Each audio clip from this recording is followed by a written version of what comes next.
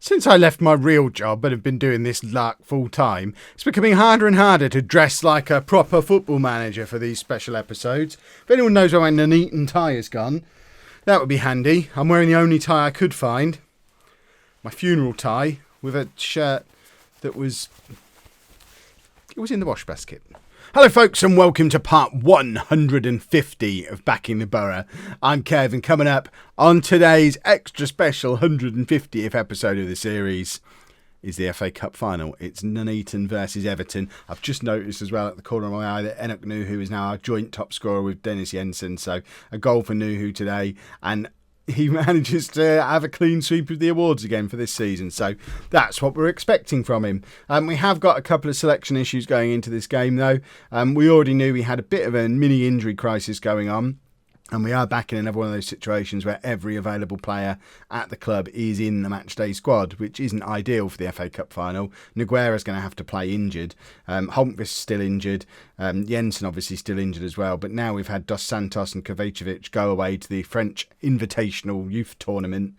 And Coupler's picked up an injury as well. So he is unavailable to play. So this is our team for the FA Cup final. We've got Vucic in goal, a back four of Joksimovic, Brodic, Taggart and Carrascal, with Fazio, Uanda and Hayes in midfield and Nuhu in behind, an injured Nogueira and a very, very out of form Kieran Kerr. Let's get into the game. It's so hot. I'm recording this video a week in advance, or almost a week in advance. So it might be that we're no longer in a heat wave and we've had a week of rain and cold weather, and you won't understand just how much I'm sweating sat here in a black flat roofed garage wearing a suit. But goodness me, the sweat is coming off me. We need to get this over with quickly. I want an early goal, minimal highlights, celebrate with a cup, and then just take my shirt off. I'll do that after I've finished recording though. But that's got to be the plan, because goodness me, I will pass out if I have to sit here for too long.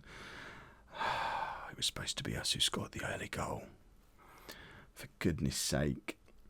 Before we've even had a shot, we're already 1-0 down in the FA Cup final. And, I mean, our form going into this hasn't been great. We've basically pinned our entire season on getting something out of this FA Cup final, and that's not a nice way to start it. We have plenty of time to come back. We'll be fine. Nuhu's looking fired up, which is good. I am a little bit worried about Nuhu in general. We were alerted in the media that Nuhu has a £16 million minimum fee release clause on his contract. So we very quickly stuck a new contract under his nose, like last night. £100,000 a week. What was Vucic doing there? Yeah, we're giving Nuhu lots of money. Don't care at the moment, though, because I don't know what Vucic just did. Vucic isn't even our cup goalkeeper. Why is he in the team? Oh, my word. That's Josh Egan quality. Right, we now have an awful lot to do and no real attacking threat to do it with, because an injured Nogueira is having to play, and we have nothing on the bench to change things up. He's already looking at the bench this early. This means it's been a bad start. Right, it's not all over. We've come back from worse. We know we can score goals. We just don't look like we're going to at the moment. But we are actually finally getting a highlight. Kerr out to Carrascal. Carrascal crosses to Nogueira, who scores. See, even when he's injured, he's good. I told you that man was good. I can't believe you were also critical of him. Nogueira pulls one back on 34 minutes. And now we're in that delicious little situation that you get in sometimes, where you can grab an equaliser just before half-time when you were 2 goals down, and it's the biggest kick to the groin that you can give an opponent in Football Manager. So let's try and do that groin kick in the next 5 minutes of this match. Just somebody, anybody, grab that equaliser. Nuhu, justify your new £100,000 a week contract, which, by the way, you've not signed yet, so I hope no one comes in for him now. Joksimovic. What's he going to do? Plays it in field to Uanda, who was running from very deep. I don't really know where he was, but it's Nuhu. To Fazio, plays it into Nogueira, who scores again. Christian Nogueira, on the stroke of half-time, is making himself a hero. It's Everton 2, Nuneaton 2. Nogueira scored them both on one leg. And all of a sudden, we've got a game on again, boys and girls. What a little pass there from Nuhu. Just as good from Fazio as well. It's terrifying to think that this could be the final game in a Nuneaton shirt for both of those players. Nuhu, if someone takes him on his minimum fee release clause, Fazio if we can't get him on a free this summer, or just drag him from Tottenham somehow. But we have it all to play for now. We start again. It's level. We didn't play well for the first 35 minutes of that first half, but we've made up for it, and hopefully Everton should just be distraught at this point. They've had a really poor season. They were in a relegation battle that they did manage to get out of, but only at the last minute. And hopefully that will just show them that they are rubbish after all. That's what I'm hoping for, but I am a little bit worried about the fitness of our players. Taggart with a good header, and it's with Fazio in midfield. Plays it to Kerr. We've got options ahead of him. Kerr decides to beat his man and kick it wide, which was an interesting choice in the circumstances when he had free scoring Nuhu and man on a hat-trick Nogueira both available ahead of him, but decided to just kick it into the advertising boards instead. Fazio to Hayes with the chance to shoot, finds Kerr. Hayes just needs to... every now and again needs to have a shot in that situation and not faff around with it as much as he does. And Everton are in, but we managed to get it clear, and it's with Nuhu, who has time to pick his pass, but instead just plays it into the path of Nogueira, who plays it back to Wanda. Hayes to Nuhu. Nuhu couldn't turn, and now Everton are breaking back on us again. This is like a basketball match at the moment, and luckily Everton have a shot out of the Kieran Kerr playbook. Right, I'm starting to think in terms of substitutions. Nogueira is injured, but Kerr's been rubbish. So I think the obvious thing to do is bring Lazic on for Kerr. Lazic, I mean, if he's our big hope to find a way back into this game, then I'm terrified because he's not had a very good season. Nuhu's also not playing very well, but surely I can't take Nuhu off in these circumstances. We're just going to make that one change for now. Give it 5 minutes. We have got both McAllister and Wagner on the bench. But it's not like we're chasing a game. It's level, and Nuhu's Nuhu. It just seems silly to take him off. Let's take Hayes off and bring McAllister on. Hayes is tired. That could be my justification for leaving Nuhu on the pitch. Am I becoming one of those managers who doesn't ever take off the big players? That's not good, because that teaches players they don't have to play well every game. But I am thinking it's level, 10 minutes from the end of the game. There could be penalties in our future. Nuhu hits a good penalty. He is our penalty taker. Further justification for keeping him on the pitch. Do we trying to find a way to get Wagner on? There isn't really an obvious way, other than for Nuhu. Or Nogueira, who's shattered. Give it 5 more minutes, Kev. I'm bottling this decision. I can feel myself bottling it. I should be taking Nuhu off. But I think I've now left it long enough to justify taking off Nogueira and putting Nuhu up front, because Nogueira is injured and broken. So we can do that. And that at least gives us a different option as our attacking midfielder, where Nuhu's not had a good game, but allows us to keep Nuhu on the pitch with his good penalties. See? Kev logic. And here is Nuhu with a free kick, and we've won a penalty from it, and Nuhu's going to take it. See, this is... I was totally justified in all my decisions. Nuhu to finish the season a top scorer and potentially win the FA Cup for Nuneaton, and he scores.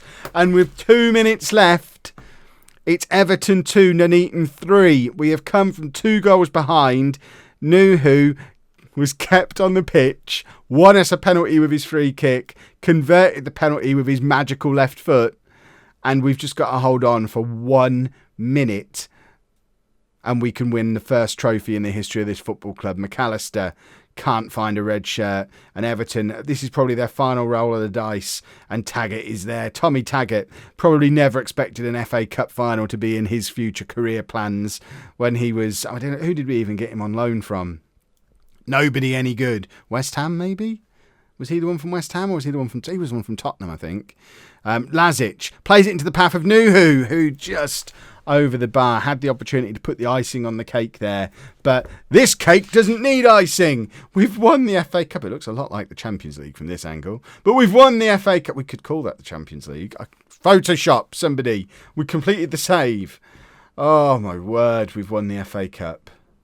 That was ridiculous and spectacular, and also very stressful.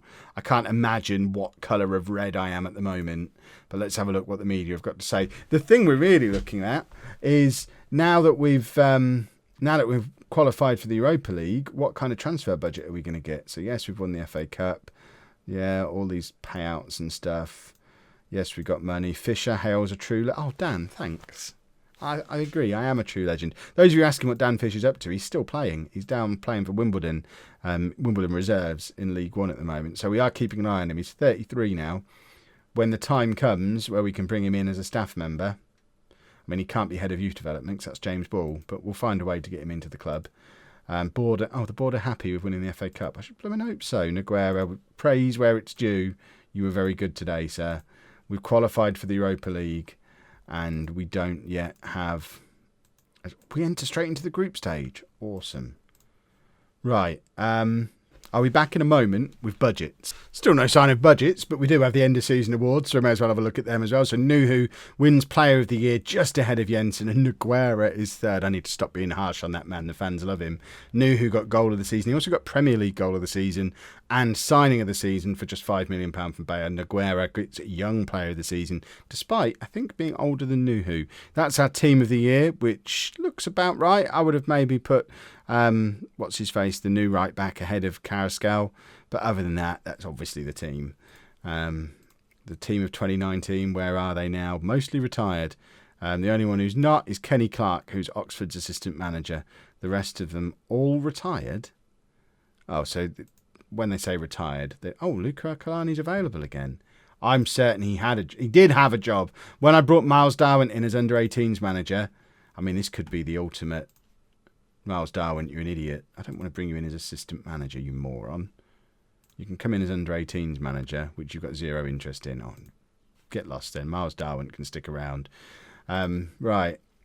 That's dynamics, end of season meeting. Well, we want to finish mid-table next year. Not Champions League. Top half. No, let's say mid-table. Passionately say mid-table. Yeah, mid-table seems right. Awesome. End of season confidence review. Everyone's happy. And that can be pre-season. And are we ever going to get any budgets? What do we have to do around here to find out how much money I've got to spend? Come on now. Right, here we go. Finally going to get some budget. So Oliveira can now speak English. What's a director payment?